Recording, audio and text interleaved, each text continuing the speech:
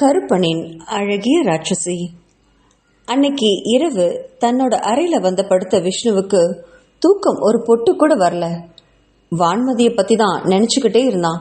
எல்லாருமே அவளை தனக்கு கல்யாணம் பண்ணி வைக்க ஒப்புக்கிட்டாங்க தான். அவனுக்குமே அது ரொம்ப சந்தோஷமா இருந்தது. ஆனா நாளைக்கு வான்மதிக்கு சுயநினைவு வந்து இவனை வேண்டாம்னு சொல்லிட்டா அதுக்கப்புறம் என்ன பண்றதுன்னு நினைச்சு ரொம்ப கலங்கி போனான் விஷ்ணு. சில நாட்களாகவே வான்மதிய அவன் அந்த பங்களால போய் பார்த்து கவனிச்சுட்டு இருந்த போது வான்மதி தங்கிட்ட எந்த முகசுளிப்பும் இல்லாம பழகிட்டு இருந்திருக்கா. காரணம், அவளுக்கு சுயநினைவு இல்லைங்கிறனால. சுயநினைவு வந்துருச்சுன்னா தன்னை ஒரு வேலைக்காரன்னு அவன் நினைப்பாலோ.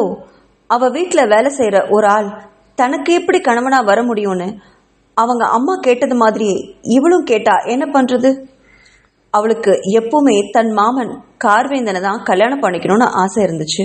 இப்போ கார்வேந்தனுக்கு வேற கல்யாணம் ஆயிடுச்சுங்கிறது சுயநினைவுக்கு வந்துட்டா தெரிஞ்சிடுமே. அதுக்கப்புறம் அவளுடைய மனநிலை எப்படி இருக்கும், என்னவாகும் என்று நினைச்சு ரொம்ப குழம்பி போனான் விஷ்ணு. தன்னை அவள் மறுத்துட்டா அதுக்கப்புறம் நம்மளுடைய நிலைமை, ஐயோ வான்மதி இல்லாத வாழ்க்கைய தன்னால நினைச்சு கூட பார்க்க முடியாதே என்று நினைச்சவனுக்கு கடந்த சில நாட்களா அவளுக்கும் நடைபெற்ற சில ரகசியங்களை நினைச்சு பார்த்தான். மதிவதனிய அழைச்சுக்கிட்டு முதல்ல அந்த வீட்டுக்கு போனப்போ மதிவதனி சமைக்கிறதுக்காக கிச்சனுக்கு போயிருந்தா. அவ கூட தாராவும் உதவிக்கு போனா. வான்மதி அப்போ பொம்மையை வச்சு விளையாடிட்டு இருந்தா. அவ அப்படி குழந்தை மாதிரி விளையாடுறத ரசிச்சு உட்கார்ந்து பார்த்தவன் அவனும் கூட சேர்ந்து வான்மதி கூட விளையாட ஆரம்பிச்சான். முதல்ல அவனை ஏத்துக்க மறுத்து வான்மதி அதுக்கப்புறம் என்ன நினைச்சாலோ அவளும் சேர்ந்தே அவன் கூட விளையாட ஆரம்பிச்சா. இங்க பாரு, இந்த பொம்மை தொடாத என்றவளிடம், ஏன் நான் தொடக்கூடாது? அப்படித்தான் நான் தொடுவேன் என்று ஒரு பொம்மையை அவன் மடியில எடுத்து வச்சுக்கிட்டான் விஷ்ணு. உடனே வேறொரு பொம்மையை எடுத்து அவனை அடிக்க போனான். ஆனா அவனோ அதை பார்த்து சிரிச்சபடி அவளுடைய அடியை வாங்கறதுக்கு தயாரா இருந்தான். அதை பார்த்து விழிச்ச வான்மதி, ஹேய், நான் இப்போ உன்னை அடிக்க போறேன், உனக்கு பயமா இல்லையா என்று கேட்டாள். அடி, பரவாயில்ல, நான் வாங்கிக்கிறேன் என்றான் விஷ்ணு. அடிச்சா வலிக்கும் தெரியுமில்ல என்றாள். நீ அடிச்சா எனக்கு எப்பவுமே வலிக்காது, அடி, அடி என்றான். ஆனா அவளோ தூக்கிய பொம்மைய கையிலே பிடிச்சபடி அவனை அதிசயமா பார்த்தா. நான் அடிச்சா நீ என்ன திருப்பி அடிப்பியா என்று கேட்டாள்.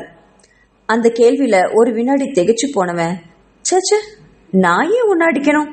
எனக்கு உன்கிட்ட அடி வாங்க தான் பிடிக்கும், உன்னை அடிக்க எனக்கு பிடிக்கவே பிடிக்காது என்றான் விஷ்ணு. ஓ, ஆனா தாரா நான் அடிச்சா அவ என்ன திருப்பி பலமா அடிப்பா தெரியுமா என்று உதட்ட பெதுக்கிக்கிட்டு சொன்னவ, ஆனா நீயே என்ன அடிக்க மாட்ட என்று கேட்டாள். தெரியலையே, என்ன உனக்கு ரொம்ப பிடிக்கும், உன்னையும் எனக்கு ரொம்ப பிடிக்கும், அதனால நான் உன்னை அடிக்க மாட்டேன். சரி, சீக்கிரம் சொல்லு, இப்ப என்ன பண்ணலாம்? நீ என்ன அடிக்க போறியா இல்ல நம்ம 2 பேரும் சேர்ந்து விளையாடலாமா என்று கேட்டான். தூக்கிய பொம்மைய கீழே இறக்கினா வான்மதி. இல்ல வேண்டாம், நான் உன்னை அடிக்க மாட்டேன், சரியா? வா, நம்ம 2 பேரும் சேர்ந்து விளையாடலாம் என்றபடி ஒரு 2 நாய் பொம்மையை எடுத்து அவன்கிட்ட ஒன்னு கொடுத்தா. இந்த நாயை வச்சுக்கோ, என்ன, இதை நான் வச்சுக்கிறேன், சரியா? 2 பேருக்கும் சண்டை போடலாமா என்று கேட்டாள். சரிதான் என்றபடி 2 பேரும் சேர்ந்து விளையாடினாங்க.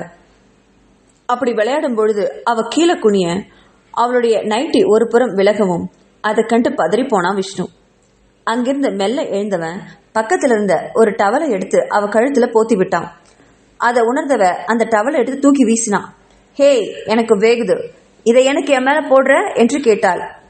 இல்ல, நைட்டி போட்டுட்டா மேல இப்படி ஷால் போடணும், அப்பதான் ரொம்ப அழகா இருக்கும் என்றவன் மறுபடியும் அந்த டவலை எடுத்து அவ ஷால் மாதிரி போத்தி விட்டான்.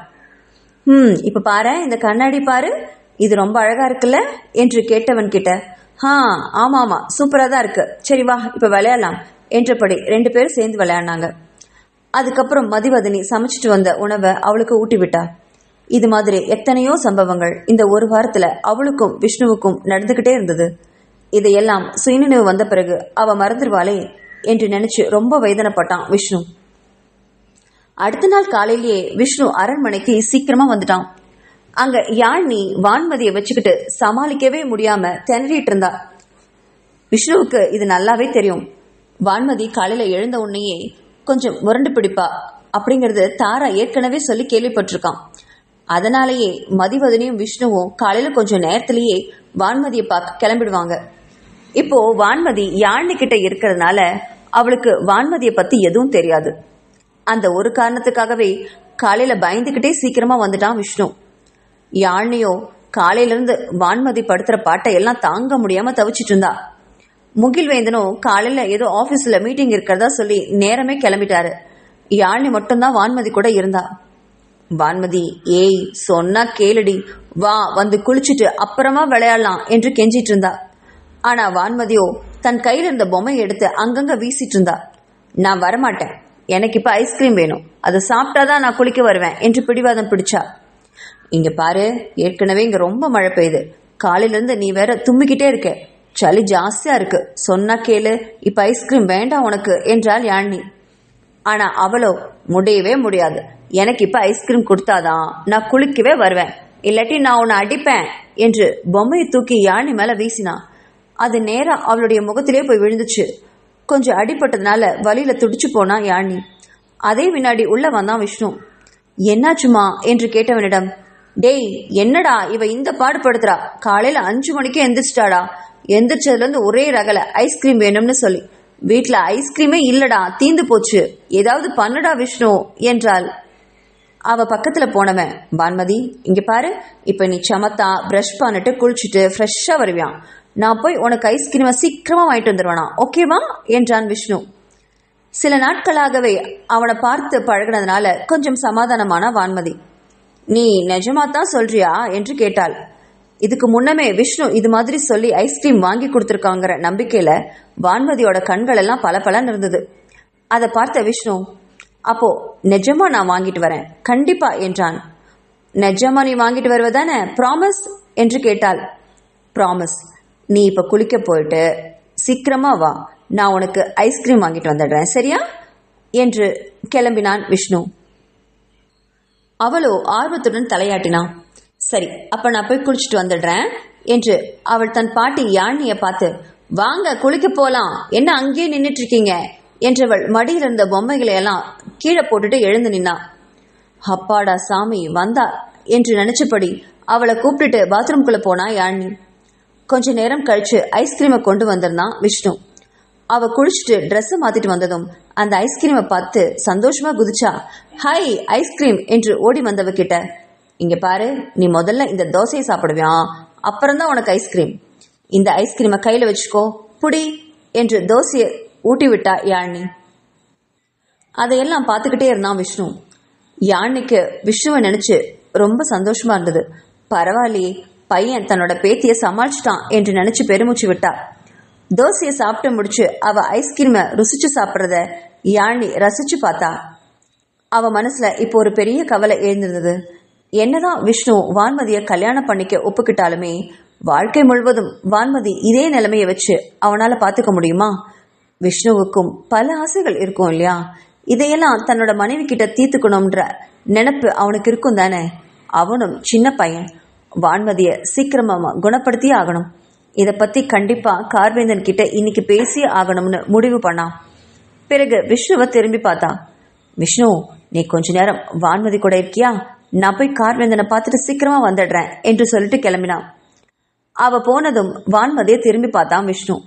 இத்தனை நாட்கள்ல வான்மதிய தனியா அவன் பார்த்ததே இல்லை, சந்திச்சு பேசினதும் இல்லை. எப்பவுமே மதிவதனி கூட இருப்பா. ஆனா இன்னைக்கு சுற்றும் முற்றும் பார்த்தான். அந்த அரண்மனை ஹால்ல யாருமே இல்லை. வான்மதியும் அவனும் மட்டுமே தனித்து விடப்பட்டிருந்தாங்க. வான்மதிய திரும்பி பார்த்தான் விஷ்ணு. அவ ஐஸ்கிரீமை கையிலையும் வாயிலையும் ஒழுக ரசிச்சு ருசிச்சு சாப்பிட்டு இருந்தா.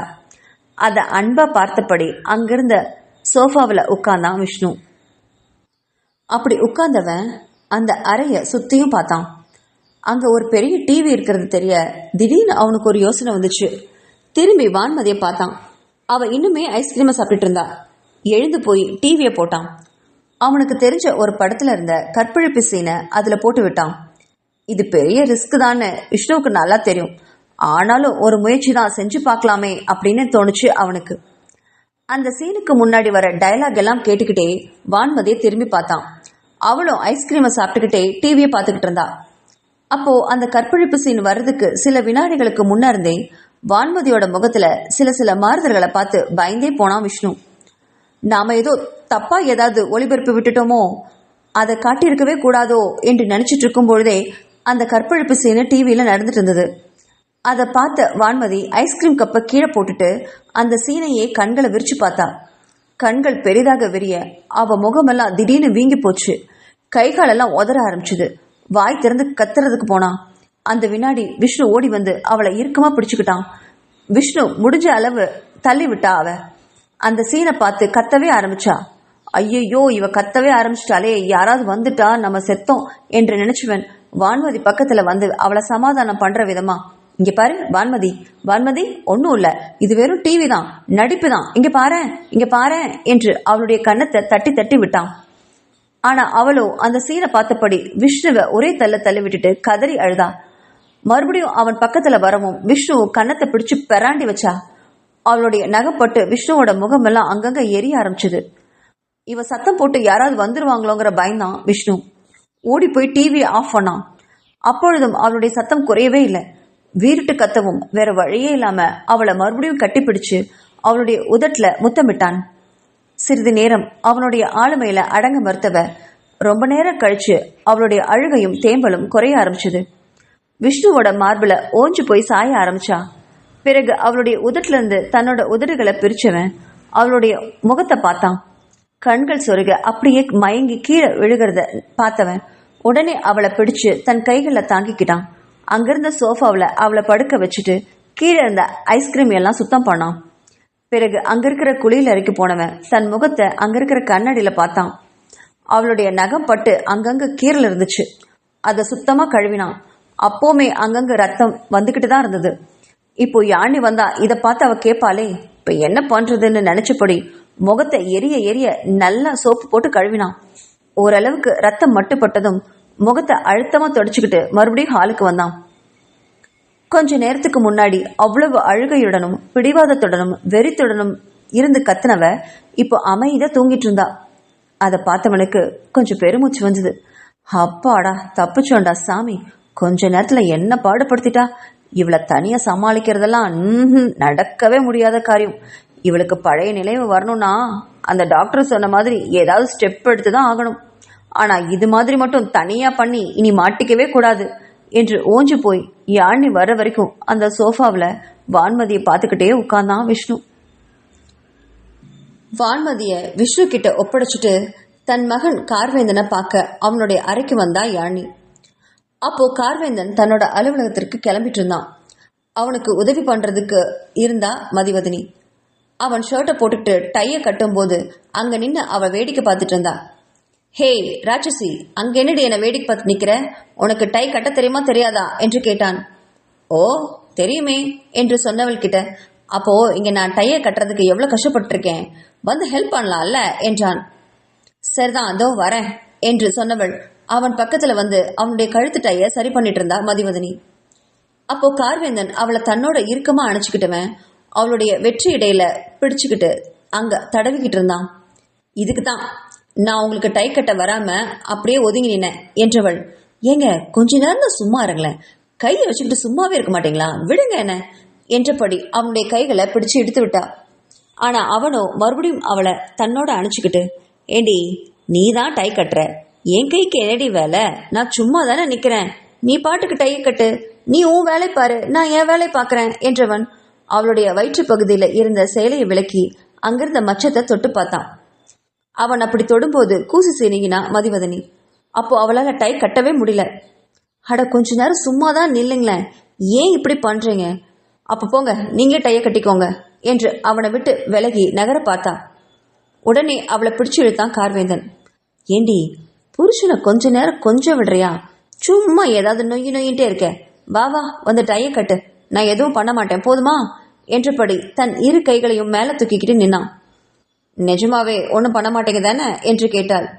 அட இல்லடி, வா நான் எதுவும் பண்ண மாட்டேன், இங்க பாரு என் கைதான் மேல இருக்கு என்றான். அவனை பார்த்துக்கிட்டே பக்கத்துல வந்தவ மறுபடியும் டைய சரி பண்ணான். ஆனா அவ அதை சரி செய்யறது பொழுது அவளுடைய கன்னத்துல அழகா முத்தமிட்டான். அதை பார்த்தவ போலியா அவனை பார்த்து முறைச்சா. இதான் இதான் சும்மா இருக்க லட்சணமா என்று கேட்டாள். ஹே, நான் உன்னை என்னடி பண்ணேன்?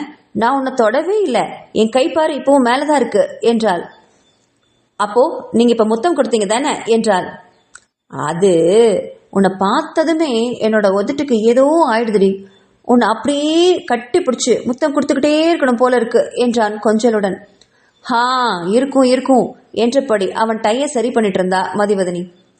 அப்போ அவங்களுடைய வீட்டு கதவை யாரோ தட்டுற சத்தம் கேட்டுச்சு. கடிகாரத்துல மணியை பார்த்தான். மணி 7 தான் காட்டுச்சு. இந்த நேரத்துல யாரா இருக்கும் என்று யோசிச்சவன், போய் யாருன்னு பாக்குறியா வதனி என்றான் தன் மனைவியை பார்த்து. சரிதாங்க என்றவள் அவனை விட்டு விலகி கதவை திறந்தா. திறந்தவ ஆச்சரியமா வெளியே நின்றுட்டு இருந்த யாழினியை பார்த்தா.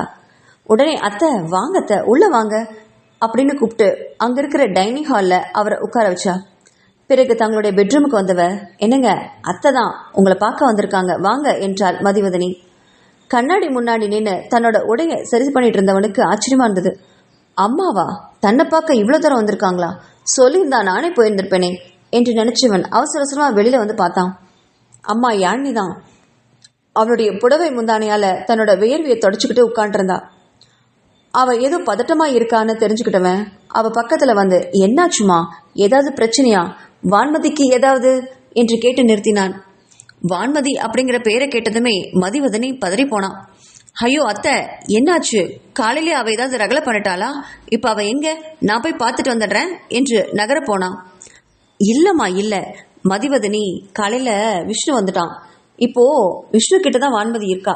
நீ போக வேண்டிய அவசியம் எல்லாம் இல்ல. கொஞ்ச நேரம் இரு, உங்க 2 பேர்கிட்டயும் நான் கொஞ்சம் பேசணும் என்றாள் யாழினி. அவளுடைய பதட்டத்தையும் கவலையும் உணர்ந்த மதிவதனி அங்கிருக்கிற நாற்காலியில உட்கார்ந்தபடி, சொல்லுங்க அத்தை, என்ன விஷயம் அப்படின்னு கேட்டா. அவங்க 2 பேரையும் உன்னிப்பா கவனிச்சா யாழினி.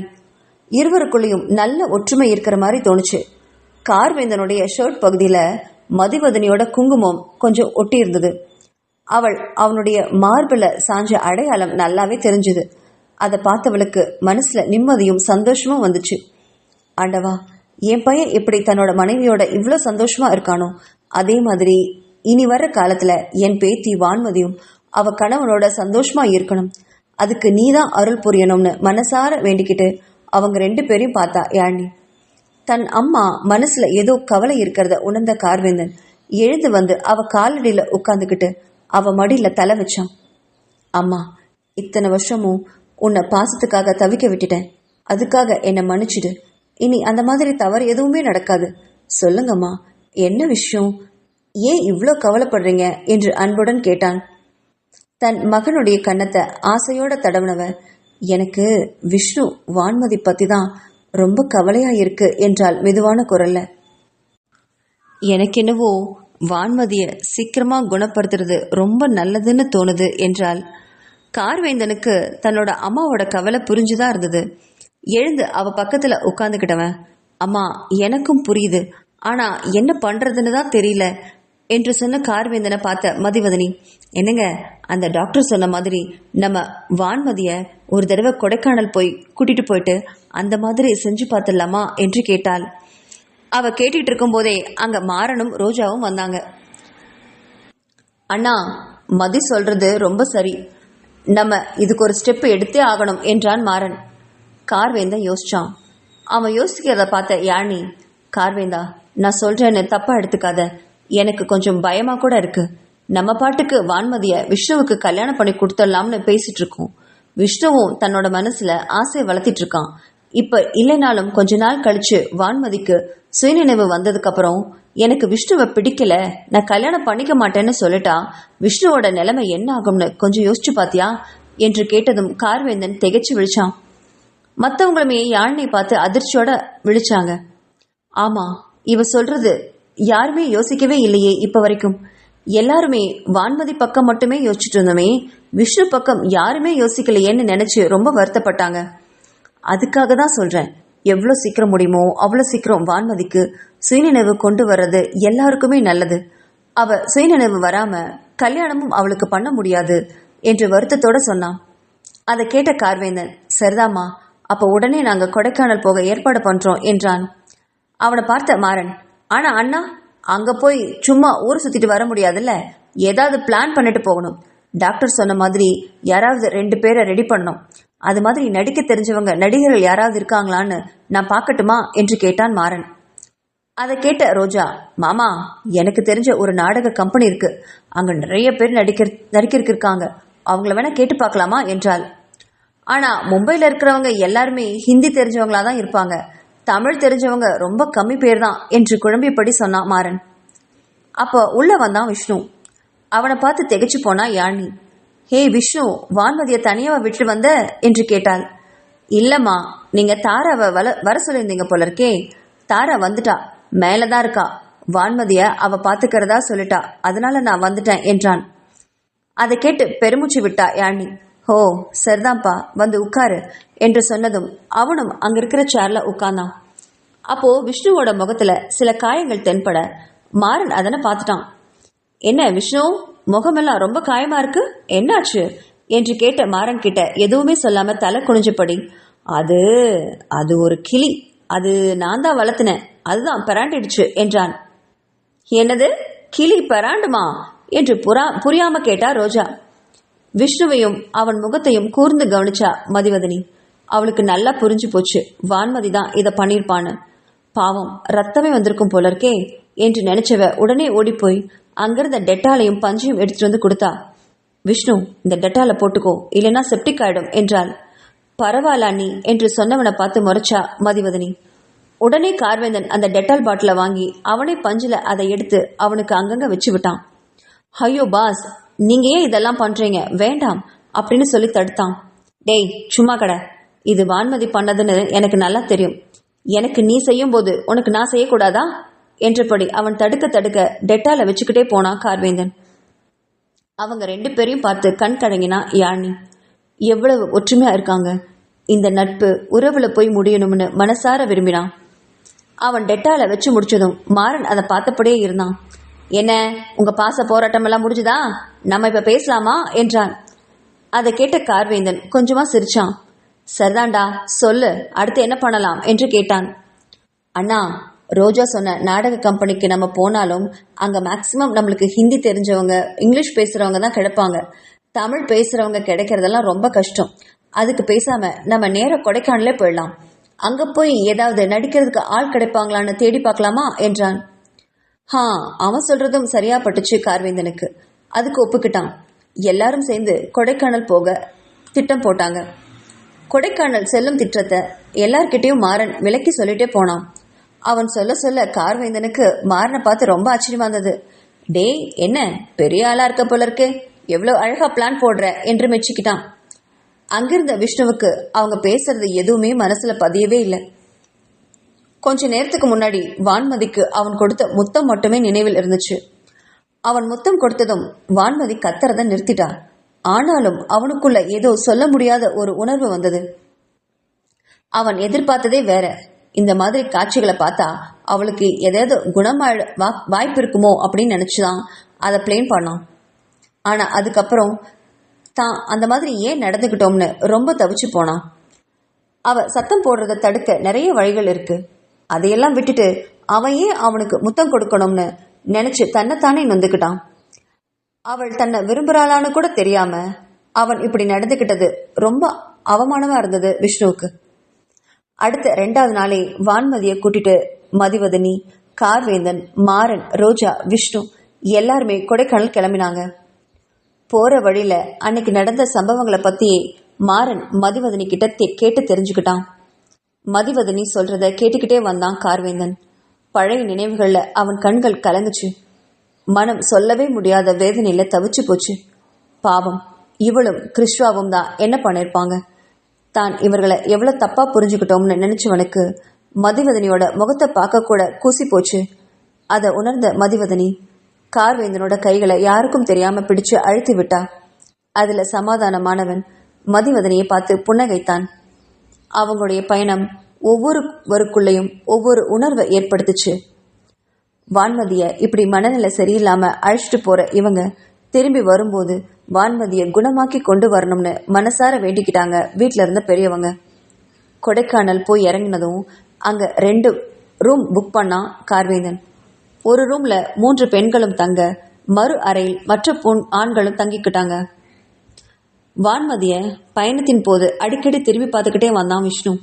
என்னவோ அவகிட்ட சொல்லவே முடியாத ஏதோ ஒரு மாற்றம் உணர்ந்ததா இருந்தது. எப்பவுமே வான்மதி தான் கையில் இருக்கிற பொம்மையை பார்த்தபடி அது கூட பேசிக்கிட்டே வருவா. ஆனா இப்போ எதுவுமே பேசாம கையில பிடிச்சிட்டு இருந்த டெடிபேரை மார்போடு அணைச்சிக்கிட்டு கார் ஜன்னல்ல சாஞ்சபடி வேடிக்கை பார்த்துக்கிட்டே வந்தா. மதிவதனிக்குமே இவ இப்படி அமைதியா இருக்கிறது புதுசா இருந்தது. மற்றவங்க யாருக்கும் இந்த மாற்றம் அவ்வளவா தெரியல. கார்வேந்தன் வான்மதி எப்படியோ குணமானால் போதும் அப்படிங்கிற நினைவிலேயே இருந்ததுனாலயோ என்னவோ வான்மதி கிட்ட இருந்த மாற்றத்தை யாருமே கவனிக்கல. ஆனா விஷ்ணுவுக்கு அது உறுத்தலாவே இருந்துச்சு. தான் அப்படி நேத்து நடந்துகிட்டது இவளை எந்த வகையிலையாவது பாதிச்சிருக்குமோன்னு நினைச்சு அவளை கூர்மையா பார்த்தான். ஆனா வான்மதியோ யாரையுமே பார்க்காம ஜன்னல்ல தலை சாஞ்சபடி டெடிபேரை அணைச்சிக்கிட்டு படுத்துட்டு வந்தா. கொஞ்ச நேரத்திலேயே கண்களை மூடி தூங்கவும் ஆரம்பிச்சா. அவ அப்படி அமைதியா வர்றது ஒரு வகையில நல்லதுதான்னு நினைச்சுக்கிட்டா மதிவதனி. இவ கத்தி ரகல பண்ணா இவளை சமாளிக்க நம்மளால எல்லாம் முடியாதுப்பா என்று நினைச்சா. அதே மாதிரி அறைக்கு வந்ததும் யார்கிட்டயும் எதுவும் பேசாம தன்னோட பொம்மையை இறுக்கமா கட்டி பிடிச்சபடி படுக்கையில போய் படுத்துக்கிட்டா. அவளுடைய செய்கையில வித்தியாசம் தெரிஞ்சாலும் அவ ரகல பண்ணலையே அப்படின்னு நினைச்சு அமைதிப்படுத்திக்கிட்டா மதிவதனி. அவ குளிச்சுட்டு வரும்போது ரிசப்ஷன்ல இருந்து அவளுக்கு ஒரு கால் வந்தது. மதிவதனி அதை எடுத்து பேசினா. மேடம், உங்களை பார்க்க ஒருத்தர் வந்திருக்காரு, ரிசப்ஷன்ல வெயிட் பண்றாரு, வர்றீங்களா என்று கேட்டாள் அந்த பொண்ணு. மதிவதனி யாரா இருக்கும் அப்படின்னு குழம்புனபடியே போனை வச்சுக்கிட்டு ரிசப்ஷன்ல போய் பார்த்தா. அங்க போய் பார்த்தவ திகைச்சு போனா. ஏன்னா அங்க நின்றுட்டு இருந்தது கிருஷ்வா. வாய் நிறைய சிரிப்போட கையில ஸ்வீட் பாக்ஸை வச்சுக்கிட்டு white colour shirt, black colour pant, இடுப்புல பிளாக் கலர் பெல்ட் அணிச்சுக்கிட்டு ரொம்ப ஸ்மார்ட்டா நின்றுட்டு இருந்தான். அதை பார்த்தவளுக்கு ஒரு வினாடி கண்ணெல்லாம் கலங்கி போச்சு. உடனே அவன் பக்கத்துல ஓடி வந்தவன் கிருஷ்வா என்று அன்பா அழைச்சா. மதி, எனக்கு வேலை கிடைச்சிருக்கு. எல்லாத்துக்கும் காரணம் உன் புருஷன்தான். எனக்கு அன்னைக்கு வேலை கிடைச்சிருந்தா கூட சின்னதா ஏதாவது பண்ணி ஒரு லெவல் தான் முன்னேறி இருப்பேன். ஆனா இன்னைக்கு உன் புருஷன் எனக்கு பெரிய வேலை வாங்கி கொடுத்துருக்காரு தெரியுமா? நாளைக்கு நான் யூஎஸ் போறேன். அதுக்கு முன்னாடி அவருக்கு ஒரு தேங்க்ஸ் சொல்லாம்னு கால் பண்ணேன்னா அவர் தான் நீங்க எல்லாம் கொடைக்கானல் வந்திருக்கிறதா சொன்னார். அதான் உங்களெல்லாம் நேர்ல பார்த்துட்டு இந்த ஸ்வீட் பாக்ஸை கொடுத்துட்டு போலான்னு வந்தேன் என்று சொன்னவனை பார்த்துக்கிட்டே வந்த கார்வேந்தன் கங்க்ராச்சுலேஷன்ஸ் மிஸ்டர் கிருஷ்வா என்றபடி தன் கைகளை நீட்டினான். அந்த கைகளை ஆர்வத்தோட பிடிச்சுக்கிட்டான் கிருஷ்வா. சார், ரொம்ப நன்றி, இந்த உதவியை நான் மறக்கவே மாட்டேன் என்றான். நான் தான் உங்ககிட்ட சாரி கேட்கணும் கிருஷ்வா. என்னால நீங்க ரொம்ப கஷ்டப்பட்டுட்டீங்க, அதுக்காக என்னை மன்னிச்சிடுங்க என்றான் மனப்பூர்வமாக. அவங்க ரெண்டு பேரும் இப்படி பேசிட்டு இருக்கிறத மதிவதனி எங்கிருந்தோ விடுதலை கிடைச்ச உணர்வு வந்தது. அதை கேட்டு அவளுக்கு தன் கணவனை பெருமையோட பார்த்தா. பிறகு கிருஷ்வாவை திரும்பி பார்த்தவ ஆல் தி பெஸ்ட் கிருஷ்வா என்றாள். தேங்க்ஸ் மதிவதனி என்றவன் தன் கையில் இருந்த ஸ்வீட் பாக்ஸை அவர்கிட்ட கொடுத்துட்டு ரெண்டு பேர்கிட்டையும் கொஞ்ச நேரம் பேசிட்டு அங்கிருந்து கிளம்பினான் கிருஷ்வா. அவன் போவதையே பார்த்துக்கிட்டு இருந்தா மதிவதனி. அவள் காதருகில குனிஞ்ச கார்வேந்தன், ஹேய், இப்போ உனக்கு சந்தோஷமா என்று காதல் பொங்க கேட்டான். அந்த வினாடி அவனை இறுக்கமா கட்டி பிடிச்சுக்கணும் போல தோணுச்சு மதிவதனிக்கு. சுற்றும் முற்றும் பார்த்தா யாரும் இல்லைன்னு தெரிஞ்ச உன்னையே சற்று எம்பி அவன் கன்னத்துல அழகான தன் இதழ்களை பதிச்சா. பிறகு அடுத்த வினாடியே அங்க நிக்காம ஓடியே போயிட்டா. இத்தனை நாட்களும் அவ கூட தாம்பத்தியத்துல ஈடுபட்டு இருந்திருக்கான். ஆனா ஒரு தடவை கூட அவளா அவனுக்கு முத்தம் கொடுத்ததே இல்லைன்னு இந்த வினாடிதான் அவனுக்கு நினைவுக்கே வந்துச்சு. அவளுடைய முத்தம் கொடுத்த அந்த கன்னத்தை இதமா தொட்டு பார்த்துக்கிட்டான். அவனுக்குள்ள 1000 பூக்கள் மலர்ந்தது மாதிரி ஒரு உணர்வு வந்தது. ஓடுற அவளையவே காதலோட பார்த்துக்கிட்டே நின்னான் கார்வேந்தன். அப்படி மதிவதனியவே பார்த்துக்கிட்டே ரிசப்ஷன்ல நின்று இருந்தான் கார்வேந்தன். அப்ப அங்க ஓடி வந்த மாறன் தன் அண்ணன் தோள்களை பிடிச்சு குலுக்கினான். அண்ணா, ஏய் அண்ணா என்று அழைக்கவும் அதுல சுயநினைவுக்கு வந்தவன் தனக்கு எதிரில் மாறனை பார்த்து கடுப்பானான். டேய், சே, என்னடா சொல்லித்தொல என்று அவனுடைய கைகளை பிடிச்சு விளக்கினான். நானும் எத்தனையோ நடிகர்களை தேடி பார்த்துட்டேன், ஒரு நடிகரும் கிடைக்க மாட்டேங்கிறாங்க, எங்களுக்கு என்ன பண்றதுன்னே தெரியல என்று திரும்பி விஷ்ணுவை பார்த்தான். டேய், மரம் மாதிரி நிக்கிறியே, சொல்லு, இப்ப நடிக்கிறதுக்கு என்ன பண்றது? மும்பையில இருந்து இவ்வளவு தூரம் வந்தது அத்தனையும் வேஸ்டா என்றான் மாறன். அதை கேட்ட விஷ்ணுவும், ஆமாம் பாஸ், நாங்களும் நிறைய இடத்துல தேடி போய் பார்த்தோம். ஆனா ஒருத்தர் கூட அந்த மாதிரி சீன்ல நடிக்கிறதுக்கு தயாரா இல்லை. அப்படியே வரவங்கலாம் ரொம்ப குண்டா இருக்காங்க. அந்த சம்பவம் நடந்தப்போ அதுல இருந்தது 2 வாலிப பசங்க. அவங்கள மாதிரியே கொஞ்சம் இருக்கணும் இல்லையா, அதனாலதான் அந்த மாதிரி தேடினோம்.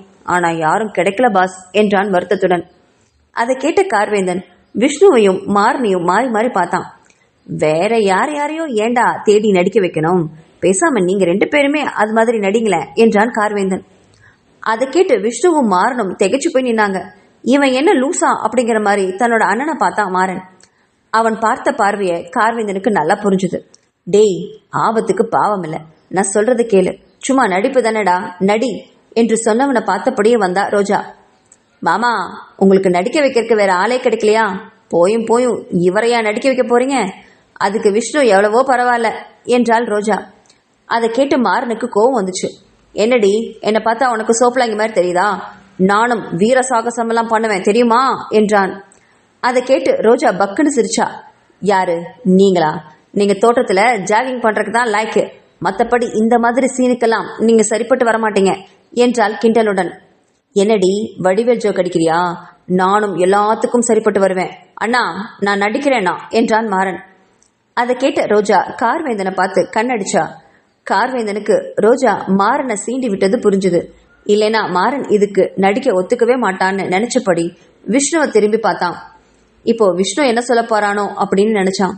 விஷ்ணுவும் தயங்கியபடியே நின்றுட்டு இருந்தான். அவனுக்கு ஏற்கனவே டிவியில வான்மதிக்கு இது மாதிரி ஒரு சீனை போட்டு விட்டது இப்போ இங்க இருக்கவங்களுக்கு யாருக்கும் தெரியாது. இப்போ அதே மாதிரி ஒரு சீன்ல தானே நடிச்சா விளைவுகள் என்ன ஆகுமோன்னு பயந்தான். பாஸ், அது நான் நடிச்சே ஆகணுமா? இப்போ இந்த மாதிரி சீன்ல நடிச்சு வான்மதிக்கு ஒரு வேளை சுயநினைவு வந்துருச்சுன்னு வச்சுக்கோங்களேன், அப்புறம் என் முகத்தை பார்க்கும் போதெல்லாம் அவளுக்கு நான் கற்பழிக்க வந்ததான் நினைவு வரும் என்றான். அதை கேட்டு மாறன் திகைச்சு போனான். டேய் பாவி, அப்போ என் முகம் அவளுக்கு நினைவுக்கு வராதா? நான் கெட்டவனானா பரவாயில்லையாடா? நீ ரொம்ப நல்லவனா இருக்கணும் அப்படித்தானடா என்று மாறன் கேட்டதும் கார்வேந்தன் சிரிச்சான். விஷ்ணு, அதெல்லாம் எதுவும் ஆகாது, சும்மா நடிப்பு தானே, வேணும்னா ஒன்று பண்ணலாம், 2 பேரும் அவங்கவுங்க முகத்துல மாஸ்க் போட்டுக்கோங்களேன், ரியாலிட்டியா ஏதாவது மாஸ்க் கிடைக்குமான்னு பாருங்க என்றான் கார்வேந்தன். அப்படி தன் அண்ணன் கூறிய ஐடியாவும் நல்லா இருப்பதால மாறன் ஒத்துக்கிட்டான். விஷ்ணுவும் இப்போதைக்கு நடிக்கிறதுக்கு ஆள் கிடைக்காதனால வேற வழி இல்லாம ஒத்துக்கிட்டான். 2 பேரும் எப்படி நடந்துக்கணுங்கிறத பத்தி பேசிக்கிட்டாங்க. பிறகு அங்கு வந்த மதிவதனி கிட்ட, ஹே மதி, உனக்கு தான் அந்த சம்பவம் நடந்த இடம் தெரியும் இல்லையா? வா, எல்லாரும் போய் ஒரு தடவை அங்க பார்த்துட்டு வந்துடலாம், அப்பதான் நாளைக்கு அங்க நடிக்கிறதுக்கு நம்மளுக்கு ஈஸியா இருக்கும் என்றான் மாறன். அதை கேட்ட மதிவதனி கார்வேந்தனை தயக்கத்தோட திரும்பி பார்த்தா. தன் மனைவியோட பார்வையை புரிஞ்சுக்கிட்டவன், போலாம் வதனி, நான் தாராவை இங்க வர சொல்லியிருக்கேன், இன்னும் கொஞ்ச நேரத்துல வந்துருவா, அவ வந்ததும் வான்மதிய அவளை பார்த்துக்க சொல்லிட்டு நம்ம எல்லாருமே அந்த ஸ்பாட்டுக்கு போய் பார்த்துட்டு வந்துடலாம் என்றான். அதை கேட்ட எல்லாருமே ஒத்துக்கிட்டாங்க. தாரா வந்ததும் எல்லாரும் கிளம்பி வான்மதிக்கு அந்த அசம்பாவிதம் நடந்த இடத்துக்கு போய் பார்த்தாங்க. அப்படி இவங்க வான்மதியை குணமாக்க முயற்சி பண்ணிட்டு இருக்கும் பொழுது வான்மதியோட அம்மா இளமதிக்கு ஆத்திரம் தாங்க முடியாம தன்னோட அறையில குட்டி போட்ட பூனையா நடந்துட்டு இருந்தா. அவளுக்கு இப்பதான் வான்மதிய இவங்க கொடைக்கானலுக்கு கூட்டிட்டு போனது தெரியும். தன் மகளை அவங்க என்ன பண்ணிட்டு இருக்காங்க, தாங்கிட்ட இருந்து அவளை பிரிச்சது மட்டும் இல்லாம அவளை ரிஸ்க் எடுத்து கொடைக்கானல் வரைக்கும் கூட்டிட்டு போக வேண்டிய அவசியம் தான் என்ன வந்துச்சு இவங்களுக்கு? ஊர் உலகத்துல டாக்டர்ஸா இல்ல, அவளை ஒரு நல்ல டாக்டர் கிட்ட கூட்டிட்டு போய் காமிக்காம மறுபடியும் பழைய அசம்பாவிதத்திற்குள்ளேயே போய் அங்க நடந்ததை நினைச்சு பார்க்க வச்சு அவளை கதறடிச்சு வேடிக்கை பார்க்கறதுல அப்படி என்ன சந்தோஷம் கிடைச்சிட்டு போயிடுது இவங்களுக்கு என்று நினைச்சவளுக்கு அழுகையும் சேர்ந்தே வந்துச்சு. தன் மகளை எவ்வளவு தூரம் தன் அம்மா கிட்ட திரும்ப திரும்ப கேட்டா, ஆனா யாழ்னியோ வான்மதியை கொடுக்கவே முடியாதுன்னு சொல்லி மறுத்துட்டாலே. எல்லாத்துக்கும் காரணம் இந்த மதிவதனி தான். அவளை கொன்னுட்டா தன்னோட பிரச்சனை எல்லாமே தீர்ந்து போயிடும்னு நினைச்சா இளமதி. உடனே தன் அடியாட்களை வரவழைச்சான். அதுல தலைவனா இருந்த காளி, அம்மா கூப்பிட்டு அமிச்சிங்களாமா, சொல்லுங்க என்ன விஷயம் என்று கேட்டான். டேய் காளி, உன்னால எனக்கு ஒரு பெரிய உதவி ஆகணும். எவ்வளோ பணம் வேணாலும் வாங்கிக்கோ, எத்தனை பேரை வேணாலும் வேலைக்கு வச்சுக்கோ, எனக்கு அதை பற்றியெல்லாம் கவலை கிடையாது. எனக்கு ஒரு பொண்ணை நீ கொல்லணும் என்றாள். என்னம்மா, என்னோட திறமைக்கு ஏற்ற மாதிரி ஒரு ஆம்பளைய கொல்ல சொல்லக்கூடாதா? போயும் ஒரு பொம்பளைவா கொல்ல சொல்றீங்க என்றான். அதை கேட்ட இளமதிக்கு கடுப்பா இருந்தது. இந்த பாரு, சும்மா வளன்னு பேசாத, உன்னால நான் சொல்ற பொண்ணை கொல்ல முடியுமா முடியாதா அதை மட்டும் சொல்லு என்றாள். உன்னால முடியாதுன்னா சொல்லு, நான் வேற ஆளை பாத்துக்கிறேன்னு சேர்த்தி சொன்னான். ஐயோ அம்மா, நானே பண்றேன், எனக்கு தேவை பணம். அது ஆம்பளையா இருந்தா என்ன, பொண்ணா இருந்தா என்ன, சொல்லுங்க யாரை கொல்லணும் என்றான். அவ கையில் இருந்த போனை எடுத்து அதுல தெரிஞ்ச மதிவதனியோட போட்டோவை காமிச்சா. தோ இந்த போட்டோவை உனக்கு நான் ஷேர் பண்றேன், இவளைதான் கொல்லணும். இவ இப்போ குடும்பத்தோட கொடைக்கானல் இருக்கா. அந்த பொண்ணை மட்டும் கொன்னா போதும், என்னோட பிரச்சனை எல்லாமே தீந்துடும். ஆனா அவ கூட இருக்கிற யாரையும் நீ தொடவே கூடாது, புரிஞ்சுதா என்றாள். கவலைப்படாதீங்கம்மா, காரியத்தை முடிச்சுட்டு வந்து உங்களை பாக்குறேன் என்றபடி காளி விடைபெற்று சென்றான். கொடைக்கானல்ல அந்த ஸ்பாட்டை பார்த்துட்டு வந்த கார்வேந்தனுக்கும் மதிவதனிக்கும் ரொம்ப சங்கடமா இருந்தது. வான்மதியை நினைச்சு ரொம்ப வருத்தப்பட்டாங்க. அதை உணர்ந்த மதிவதனி கவலைப்படாதீங்க, எல்லாம் சரியாயிடும்னு சொன்னான். கார்வேந்தனும் தன்னை ரொம்ப சமாதானப்படுத்திக்கிட்டு அடுத்த நாள் செய்ய போற காரியத்துல மும்முரமா இருந்தான். அன்னைக்கு நடந்த சம்பவத்தை குறிச்சு விஷ்ணு கிட்டையும் மாறன் கிட்டையும் விவரிச்சு சொன்னான். அதை கேட்ட எல்லாருமே கார்வேந்தன் சொல்றத உன்னிப்பா குறிச்சுக்கிட்டாங்க. அதன்படி அடுத்த நாள் கார்வேந்தன் திட்டப்படி வான்மதிய அந்த குணா குகைக்கு கொஞ்சம் தொலைவுல நிக்க வச்சாங்க. விஷ்ணுவும் மாறனும் தன் முகத்துல முகமூடிய போட்டுக்கிட்டாங்க.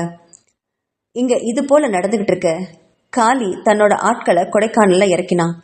அவங்கள ஃபாலோ பண்ணிட்டு வந்தான். அவங்க குணா குகைக்கு பக்கத்துல இருக்கிறத கவனிச்சவன் மதிவதனிய மட்டும் தன் ஆட்களுக்கு சுட்டி காட்டினான். டேய், அந்த பொண்ணு தாண்டா, நல்லா பார்த்து வச்சுக்கோங்க. இவ குடும்பம் இங்கிருந்து போகும்போது இந்த பொண்ணோட பணத்தை தான் தூக்கிட்டு போகணும், சொன்னது புரிஞ்சுதா என்று மற்ற ஆட்களிடம் இன்ஸ்ட்ரக்ஷன் கொடுத்துட்டு இருந்தான் காளி. வான்மதிய சம்பவம் நடத்த அந்த பழைய இடத்திலேயே நிக்க வச்சுட்டு அவ கையில பொம்மையை கொடுத்து நிறுத்தி வச்சிருந்தாங்க. தூரத்துல இருந்த மாறனும் விஷ்ணுவும் முகமுடிய போட்டுட்டு அவ பக்கத்துல நெருங்கி வந்தாங்க. அவங்களுக்கு கொஞ்சம் தொலைவில் ரோஜா ஒரு மரத்துக்கு பின்னாடி ஒளிஞ்சுக்கிட்டா. அவங்க அப்படி நெருங்கி வர வர வான்மதி அவங்கள பார்த்து எந்த ரியாக்ஷனுமே கொடுக்காம வெறுமனே பார்த்துக்கிட்டு நின்னான். அவ பக்கத்துல வந்த மாறனுக்கு அடுத்து என்ன பண்றதுனே தெரியல. விஷ்ணுவை பார்த்தான். அவன் பக்கத்துல குனிஞ்சவன், டேய் என்னடா இவ எந்த ரியாக்ஷனுமே கொடுக்க மாட்டேங்கிறா, நம்மளை பார்த்தா இவளுக்கு பயமாவே இல்லையாடா என்று கேட்டான் மாறன். அதை கேட்ட விஷ்ணுவுக்கு சிரிப்பு தான் வந்துச்சு. ஆமா, நம்ம இப்போ 2 பேரும் அப்படியே வில்லன்கள் மாதிரி நடந்து வந்துட்டோம் பாரு. நம்ம வந்தது ரோபோட் மாதிரி இருக்கும், அதனாலதான் அவ நம்மளை பார்த்து பொம்மைன்னு நினைச்சு பயப்படாம போல இருக்கு. கொஞ்சம் நீதான் ஃபோர்ஸா நடந்துக்கலாம்ல என்றான். டேய் விஷ்ணு, அது எப்படிடா முடியும், இவ எனக்கு சொந்தக்கார பொண்ணுடா என்றான் மாறன். அப்போ எனக்கு மட்டும், அவளை நான் நாளைக்கு கல்யாணம் பண்ணிக்க போறேன், தெரியும் தானே உனக்கு. இதெல்லாம் நமக்கு தேவையாடா, எல்லாம் இந்த பாசால வந்த வேண என்று புலம்பினான் விஷ்ணு. சற்று தொலைவில் இருந்த கார்வேந்தன் பைனாகுலரை கையில வச்சபடி அங்க நடக்கிறத பார்த்துக்கிட்டு இருந்தான். இவங்க 2 பேரும் அப்படி என்னதான் பேசிட்டு இருப்பாங்க என்று எரிச்சல் வந்தது அவனுக்கு. விஷ்ணுவுக்கு போன் போட்டான். என்ன பாஸ் சொல்லுங்க என்றவன் கிட்ட. டேய் என்னடா பண்றீங்க அங்க 2 பேரும், நின்னு வசனம் பேசிட்டு இருக்கீங்களா, போங்கடா போய் சொன்னதை செய்யுங்க என்றான் கார்வேந்தன். அட நீங்க வேற சும்மா இருங்க பாஸ், சொன்ன உடனே ஒரு பொண்ணை ரேப் பண்ண முடியுமா, இல்ல அப்படி ரேப் பண்ற மாதிரி தான் நடிக்க முடியுமா? நான் இப்ப வரைக்கும் ஒரு பொண்ணு கூட தொட்டதில்லை பாஸ், எனக்கு இப்போ உடம்பெல்லாம் உதறது தெரியுமா? நீங்க பாட்டுக்கு ரேப் பண்ற மாதிரி நடிங்கன்னு சொல்லிட்டு அங்க நின்று வேடிக்கை பாக்குறீங்க, நாங்க என்ன பாடுபடுறோம் தெரியுமா? போங்க பாஸ், சும்மா என் நிலைமை தெரியாம விளையாடாதீங்க என்று அவனை செல்லமா திட்டினான் விஷ்ணு. இத்தனை வருஷத்துல இவன் திட்டி கேட்டதே இல்லை. இப்போ அவன் தன்னை திட்டவும் கார்வேந்தனுக்கு என்ன பண்றனே தெரியல. இவனுக்கு போட்ட பிளான் எல்லாம் சொதப்பாம இருக்கணுமே என்று கவலையோட திரும்பி மதிவதனைய பார்த்தான். அவனுக்கு பக்கத்துல இவ்வளவு நேரம் நின்றுட்டு இருந்தவ இப்ப அங்க இல்ல. இவ எங்க போய் தொலைஞ்சான்னு நினைச்சவன், டேய் சீக்கிரமா வந்த வேலையை முடிங்கடா, வீட்டுக்கு போலாம் என்றான் கார்வேந்தன். சரிதான் பாஸ், போனை வைங்க என்றபடி விஷ்ணு துணிஞ்சான். வான்மதிக்கு எப்படியும் பழைய நினைவு வந்தே ஆகணும்னு நினைச்சவன் அவளை நோக்கி பாய்ந்தான் விஷ்ணு. அவன் அப்படி முரட்டுத்தனமா நடந்து கொள்ளவும் வான்மதி கையில இருந்த பொம்மையை தூக்கி அவன் மேல வீசி அடிச்சா. மாறனுக்கும் விஷ்ணுவுக்கும் சரியான அடி விழுந்தது. ஐயோ அம்மா, ஐயோ அம்மா என்று இருவரும் கதறினாங்க. பக்கத்துல இருந்த மாறனுடைய கைகளை பிடிச்சு பலமா கடிச்சு வச்சா வான்மதி. அந்த வலியில அலறினா மாறன். டேய் பிசாசு பிசாசு, வான்மதி கையை விடுறி, வலிக்குது என்று கத்தினான். திரும்பி ரோஜாவை பார்த்தா மாறன்.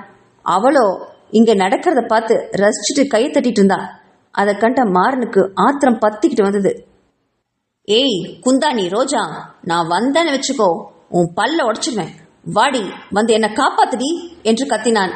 அதை கேட்ட ரோஜா, ஏண்டா இங்க ஒரு ஷாப்ல அழகா ஒரு டாப் இருந்துச்சு, அதை வாங்கி கொடுன்னு எவ்வளவு கெஞ்சி கேட்டேன். வாங்கி கொடுத்தியாடா நீ? அப்போ என்னால உன்னை ஒன்னும் பண்ண முடியல. எனக்கு பதிலா இப்போ வான்மதி உன்னை நல்லா பண்றா. நல்லா அனுபவிடா ராஜா என்று மரத்திற்கு மறைவில் நின்று கையை தட்டி வாயை பொத்தி சிரிச்சா ரோஜா. அதையெல்லாம் பார்த்துக்கிட்டே இருந்தான் கார்வேந்தன். ஆனா பக்கத்துல மதிவதனி கிட்ட இதெல்லாம் சொல்லி சிரிக்கலாம்னு திரும்பி பார்த்தா அவளை காணல. வெகு நேரமா அவளை காணாதால சந்தேகப்பட்டு வான்மதியையும் அவங்க 2 பேரையும் அப்படியே விட்டு விலகி மறுபக்கம் மதிவதனிய தேடிக்கிட்டு வந்தான் கார்வேந்தன். மதிவதனிய தேடிக்கிட்டு போன கார்வேந்தன் அவ எங்கேயுமே காணாதனால பயந்தே போனான். அந்த இடம் கொஞ்சம் நகரத்துக்கு ஒதுக்குப்புறமா இருந்ததுனால மனுஷங்களுடைய நடமாட்டமும் குறைவாகவே இருந்தது. அவளை தேடிக்கிட்டே அந்த இடம் முழுவதும் சுற்றி சுற்றி வந்தான். அப்போ மதிவதனிய 4 பேர் தூக்கிக்கிட்டு போய் ஒரு ஜீப்ல போடவும் அதை கண்டு அரண்டே போனான். ஏய் நில்லுங்கடா என்று கத்திக்கிட்டே அந்த ஜீப் பின்னாடி ஓடினான் கார்வேந்தன். ஓரளவுக்கு மேல ஓட முடியாதுன்னு புரிஞ்சு போனவனுக்கு அடுத்து என்ன பண்றதுன்னு யோசிச்சபடி வேகமா செயல்பட்டான். அந்த ஜீப்போட நம்பரை மனசுல குறிச்சுக்கிட்டான். அந்த ஜீப் எந்த பக்கம் போகுதுன்னு நின்னபடியே கவனிச்சவன் அவனுடைய ஜீப்பை எடுத்துக்கிட்டு அவங்கள பின்தொடர்ந்து வேகமா ஓட்டினான். அவனுக்கு தெரிந்த பழைய சப் இன்ஸ்பெக்டரை கூப்பிட்டவன் ஜீப்போட விவரத்தை சொல்லி அதை ஃபாலோ பண்ண சொன்னான். அந்த ஜீப் மலை உச்சியை நோக்கி போகவும் அவங்களுடைய நோக்கம் புரிஞ்சு இன்னும் வேகமா வண்டியை ஓட்டிட்டு போனான் கார்வேந்தன். அங்க வான்மதியிடமோ 2 ஜீவன்கள் பரிதாபமா போராடிட்டு இருந்தது. எப்படியோ வான்மதி கிட்ட இருந்து தன் கையை பிரிச்சு எடுத்த மாறன், ஐயோ இனி இந்த பிசாசு கிட்ட எல்லாம் கடி வாங்க முடியாதுப்பா என்று நினைச்சபடி அங்கிருந்து ரோஜா கிட்ட ஓடினான். மாறன் தன்னை நோக்கி ஓடி வர்றத பார்த்த ரோஜா, ஐயோ இவ்வளவு நேரம் இவனை பார்த்து சிரிச்சோமே, இவன் வந்த அடிப்பானே என்று நினைச்சு அவன் கைக்கு சிக்காம தலை திரிக்க ஓடினா ரோஜா.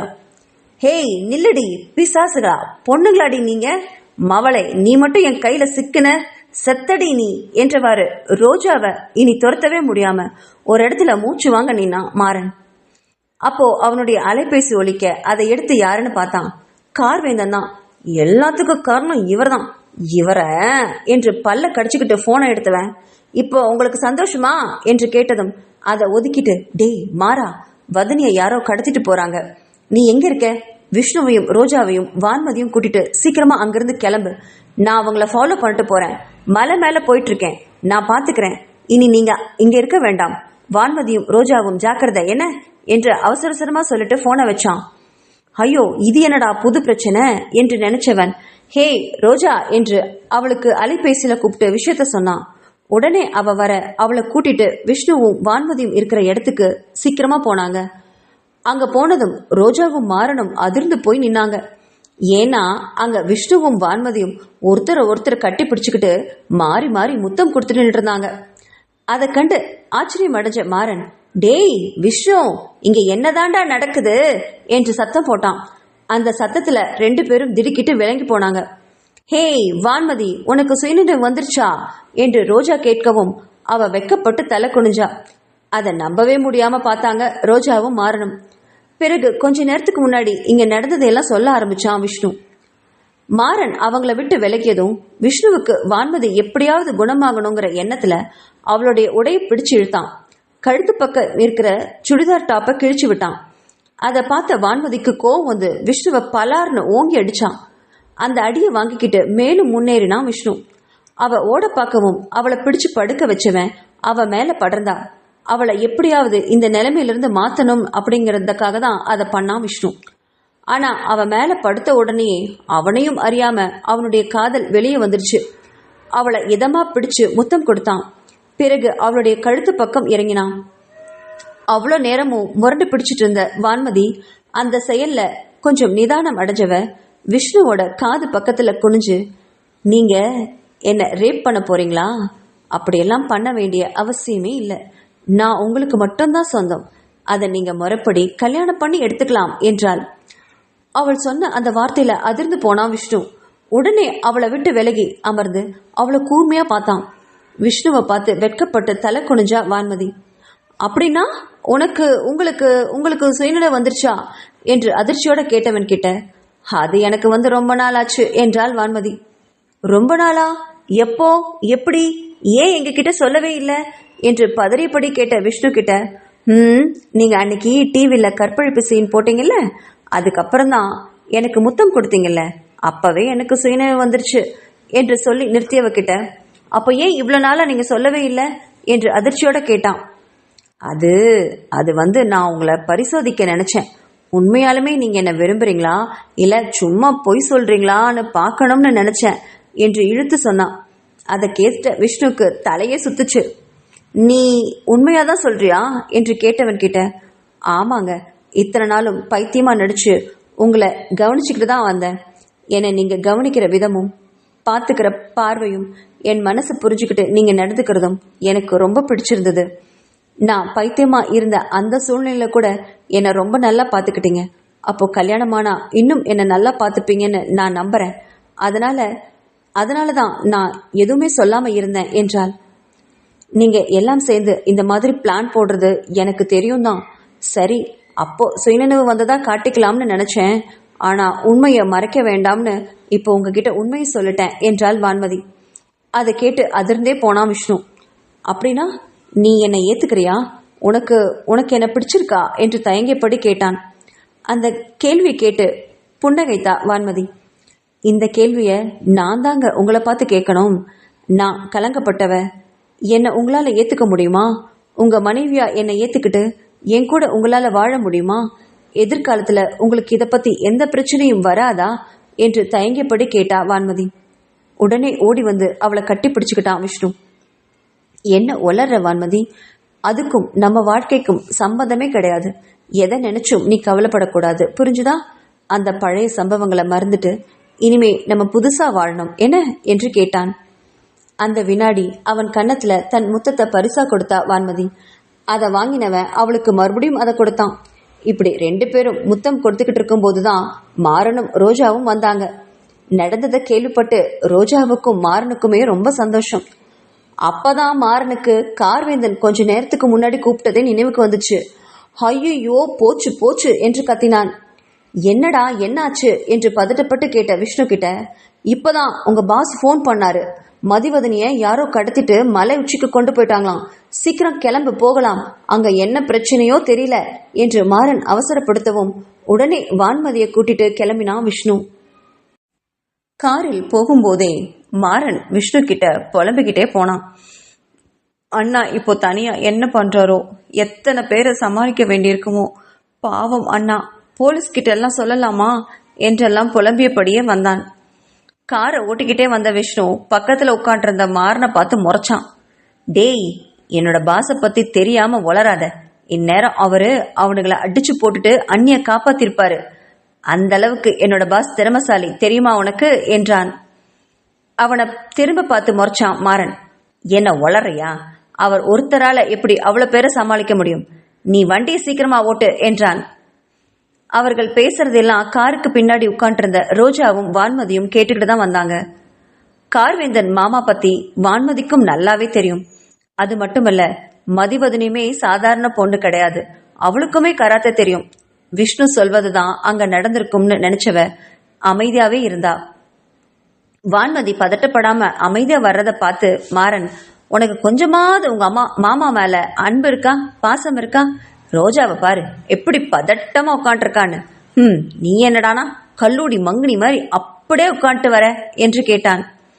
அதை கேட்டு புன்னகைத்த வான்மதி, அங்க விஷ்ணு சொன்னதுதான் நடந்திருக்கும். என் மாமா பத்தியும் என்னோட மதிய பத்தியும் உங்களுக்கு தெரியாது என்றாள். விஷ்ணுவும் வான்மதியும் கார்வேந்தனை பத்தி இப்படி பேசிட்டு இருக்க ரோஜாவுக்கோ அங்க என்ன நடக்குதோன்னு ரொம்ப வருத்தமா இருந்தது. அவங்க அந்த மலை உச்சிக்கு போனப்போ கார்வேந்தனும் மதிவதனியும் சேர்ந்தே எல்லாரையும் அடிச்சு துவைச்சு போட்டிருந்தாங்க. அப்போ விஷ்ணுவும் அங்க வர மீதி இருக்கிற ஆட்களை அவன் துவம்சம் செஞ்சான். எல்லாம் முடிஞ்சு சரியான நேரத்துல போலீஸ் வந்துச்சு. அதை கண்ட மாறன், டேங்கப்பா, சரியான நேரத்துல வந்துட்டீங்கப்பா, எல்லாரையும் பிடிச்சிட்டு போங்க என்றான். எல்லாரையும் இழுத்துட்டு போன அந்த சப் இன்ஸ்பெக்டர் கார்வேந்தனை பார்த்து கை குலுக்கினாரு. சார், எப்படி இருக்கீங்க என்று கேட்டவர் பக்கத்துல நின்றுட்டு இருந்த வான்மதியை பார்த்தாரு. சார், இது அந்த பொண்ணு தானே என்று தயங்கியபடி கேட்டாரு. அப்பதான் கார்வேந்தன் வான்மதியை பார்த்தான். அவளுக்கு சுயநினைவு வந்ததை புரிஞ்சுக்கிட்டான். வான்மதியை ஆச்சரியமா பார்த்து அவளை தம் பக்கம் அழைச்சு ஆமா சார், இதுதான் என்னோட வான்மதி, எனக்கு பொண்ணு மாதிரி என்றான், கண்களில் நீர் பொங்க. தன் மாமாவின் தோள்களில் அன்பாக சாஞ்சுக்கிட்டா வான்மதி. ரோஜா மதிவதனையோட அங்க வந்து சேர்ந்தா. சண்டை போடும்போது அவ கால்ல கொஞ்சம் அடிபட்டதுனால அவளால நடக்கவே முடியல. அதை பார்த்த கார்வேந்தன் ஓடி போய் அவளை தன்னோட அணைச்சுக்கிட்டான். இப்போ பரவாயில்லையா, வதனி ரொம்ப அடிபட்டுருச்சா என்று அக்கறையோட கேட்டான். சச்ச, அதெல்லாம் ஒன்றும் இல்லைங்க, சின்ன அடிதான் என்று சொல்லி நிமிர்ந்தவ வான்மதி அங்க தெளிஞ்சபடி நின்றுட்டு இருக்கிறத பார்த்தா. திரும்பி கார்வேந்தனை புரியாம பார்க்க அவளுக்கு சுயநலம் வந்துருச்சு என்றதும் ஓடி போய் அவளை கட்டிக்கிட்டா. வான்மதியும் மதிவதனியும் கட்டி பிடிச்சுக்கிட்டாங்க. சாரி மதி, என்னாலதான் உனக்கு ரொம்ப பிரச்சனை. கார்ல வரும்போது விஷ்ணு எல்லாத்தையும் சொன்னாரு, என்னை மன்னிச்சிடு என்று கேட்டாள். அதை கேட்ட மதிவதனி அவளை தோளோடு அணைச்சுக்கிட்டு சமாதானம் பண்ணா. இப்படி 2 பேரும் ஒருத்தர் கட்டி பிடிச்சுக்க அங்க வந்த கமிஷனர் கார்வேந்தனை பார்த்து, சார், இந்த பிரச்சனைக்கெல்லாம் யார் காரணம் தெரியுமா என்றார். யாரு என்று புரியாம கேட்ட கார்வேந்தன் கிட்ட, எல்லாம் உங்களுடைய அக்கா இளமதி தான், அவங்க தான் மதிவதனியை கொல்றதுக்கு ஆள் அனுப்பியிருக்காங்க என்றதும் அவனுக்கு ஆத்திரம் தாங்க முடியாம வந்துச்சு. ஆனா வான்மதியை பார்த்து அமைதியானவன், கேஸெல்லாம் எதுவும் போட வேண்டாம் சார், இது எங்க குடும்ப பிரச்சனை, இதை நாங்களே பார்த்துக்கிறோம், நீங்க அவங்கள எதுவும் பண்ணாதீங்க, நான் கம்ப்ளைண்ட் எதுவும் கொடுக்கல என்றான். சரிதா சார் என்றபடி அனைவரும் கலைஞ்சு போனாங்க. குடும்பத்தினர் எல்லாரும் மறுபடியும் அரண்மனைக்கு வந்தாங்க. அங்க எல்லா விஷயத்தையும் கேள்விப்பட்ட பருதிவேந்தன் இளமதிய இனிமே இந்த வீட்டு பக்கம் தலை வச்சு கூட படுக்க கூடாதுன்னு சொல்லி அனுப்பிட்டாரு. அடுத்த முகூர்த்தத்திலேயே விஷ்ணுவுக்கும் வான்மதிக்கும் கல்யாண ஏற்பாடு பண்ணப்பட்டுச்சு. அதே முகூர்த்தத்துல ரோஜாவுக்கும் மாறனுக்கும் கல்யாணம் பண்ண செல்வமதி ஒத்துக்கிட்டா. அந்த திருமணத்துல குடும்பத்தினர் எல்லாருமே கலந்துக்கிட்டாங்க. ஆனா இளமதி மட்டும் வரவே இல்லை. அவளால யாரையும் தலை நிமிர்ந்து பார்க்க முடியல. இடையில ஒரே ஒரு தடவை மட்டும் தன் மகளை வான்மதி போய் பார்த்தா. ஆனா அவளுமே தன் அம்மாவை பார்க்க மறுத்துட்டா. யாருக்காக நம்ம கஷ்டப்பட்டோமோ அவங்க எல்லாருமே தன்னை விட்டு பிரிஞ்சுட்டாங்கன்னு நினைச்சு மனம் தளர்ந்து போய் ஓய்ந்து போய் இருந்தா இளமதி. அப்போ அரை வாசல்ல ஏதோ ஒரு நிழல் தெரிய யாருன்னு திரும்பி பார்த்தா. அங்க வான்மதியும் விஷ்ணுவும் தான் நின்றுட்டு இருந்தாங்க. கல்யாணம் முடிஞ்சு வான்மதியோட கழுத்துல தாலி தொங்கிட்டு இருந்தது. அதை பார்த்த இளமதிக்கு தன் மகளை வாரி அணைச்சுக்கணும் போல இருந்தது. உள்ள வந்த வான்மதி அம்மா என்று அழைக்கவும் ஓடி போய் அவளை கட்டிக்கிட்டா இளமதி. என்னை மன்னிச்சிடு வான்மதி, நான் உன் நல்லதுக்கு செய்ய போய் எல்லாமே தப்பா போயிடுச்சு, எல்லாரும் என்னை மன்னிச்சிடுங்க என்றாள். விஷ்ணுவை பார்த்து என்னை மன்னிச்சிடுங்க மாப்பிள்ளை என்றதும் விஷ்ணுவுக்கு அதை நம்பவே முடியல. அப்பப்பா, எவ்வளவு பெரிய மாற்றம் இவளிடம் என்று நினைச்சவன் பின்னாடி திரும்பி பார்த்தான். அவனுக்கு பின்னாடி குடும்பத்தினர் எல்லாருமே வரிசையா நின்றுட்டு இருந்தாங்க. அதை பார்த்து இளமதி குற்ற உணர்வுல தலை குனிஞ்சா. அங்க வந்த பருதிவேந்தன், இளமதி, நீ திருந்தினாவே போதும், அதுக்காக தான் உன்னை வர வேண்டாம்னு சொன்னேன், வேற எதுவுமே வேண்டாம், வா, நம்ம எல்லாரும் ஒற்றுமையா சந்தோஷமா வாழலாம், இனி எந்த தப்பும் இந்த மாதிரி பண்ணாத என்றார். உடனே அவருடைய காலில் விழுந்து மன்னிப்பு கேட்டா இளமதி. இளமதியை கூட்டிட்டு எல்லாரும் அரண்மனைக்கு வந்தாங்க. எல்லாமே சுகமாவே முடிஞ்சது. அவரவர் ஜோடியோட அவரவர் அறைக்கு கிளம்ப மதிவதனி தன் கணவனுக்காக பாலை கொண்டு வந்தா. அவளை அன்பா அணைச்சவன் அவளை நிமிர்ந்து பார்த்தான். உங்களால என்ன மன்னிக்க முடியுமா, நான் ரொம்ப தப்பு பண்ணிட்டேன் என்றார் கண்களில் நீர் வழிய. அந்த கண்ணீரை தொடச்சு விட்டான் கார்வேந்தன். அப்படியெல்லாம் சொல்லாத வதனி, என்னாலதான் நீ ரொம்ப கஷ்டப்பட்டுட்ட. உன்னை பழி வாங்கணும்னு நினைச்சுதான் கல்யாணம் பண்ணி கூட்டிட்டு வந்தேன். ஆனா உண்மையாலுமே நான் உன்னை விரும்பிதான் கல்யாணம் பண்ணிக்கிட்டேன் தெரியுமா உனக்கு. முதல்ல நான் உன்னை எங்க பார்த்தேன் தெரியுமா, தியேட்டர்ல கிடையாது என்று சொன்னவன் நடந்த விஷயத்த சொல்ல ஆரம்பிச்சான். அத்தனையும் கேட்ட மதிவதனியோட கண்கள் பணிச்சிட்டு போச்சு. தன் கணவனை காதல் பொங்க பார்த்தா. அப்ப இருந்தே தன்னை விரும்பியிருக்கான், ஆனா அவன் சொல்லவே இல்லையே என்று நினைச்சவ அவனுடைய மார்புல அழகா சாஞ்சா. தன் சொர்க்கத்தையே கைக்குள்ள வச்சுக்கிட்டான் கார்வேந்தன். அதுக்கப்புறம் அவ காது பக்கத்துல குனிஞ்சவன், ஆமா, எல்லாரும் ஜோடியா அவங்க ரூமுக்குள்ள போய் சந்தோஷமா இருக்க போயிட்டாங்க. இனி அடுத்ததா எல்லாரும் அடுத்த குழந்தைய ரிலீஸ் பண்ண போறாங்க. நம்ம மட்டும் அப்படியே இருந்தா நல்லா இருக்குமா சொல்லு. அவங்க எல்லாரையும் விட நான் தானே மூத்தவன், அப்போ ஃபர்ஸ்ட் நம்ம தான் ஒரு ப்ராடக்டை ரிலீஸ் பண்ணணும் என்று சொன்னவன் மதிவதனிய அழகா தூக்கிட்டு போய் படுக்கையில போட்டான். அதுக்கப்புறம் அவங்களுக்குள்ள இனிய தாம்பத்தியம் நடந்துச்சு. இனி அவர்களுக்கு வாழ்க்கையில எந்த கவலையும் பிரச்சனையும் இல்லாம நல்லபடியா வாழணும்னு நம்ம எல்லாருமே வாழ்த்து சொல்லி விடைபெறுவோம். என்னோட கதைக்கு இத்தனை நாட்களும் ஆதரவு கொடுத்து எல்லா குறை நிறைகளை சகிச்சுக்கிட்டு என்னை பொறுத்துக்கிட்ட எல்லா நல்ல உள்ளங்களுக்கும் என் மனமார்ந்த நன்றி. மீண்டும் அடுத்த ஒரு நல்ல காதல் கதையில சந்திக்கலாம். நன்றி, வணக்கம்.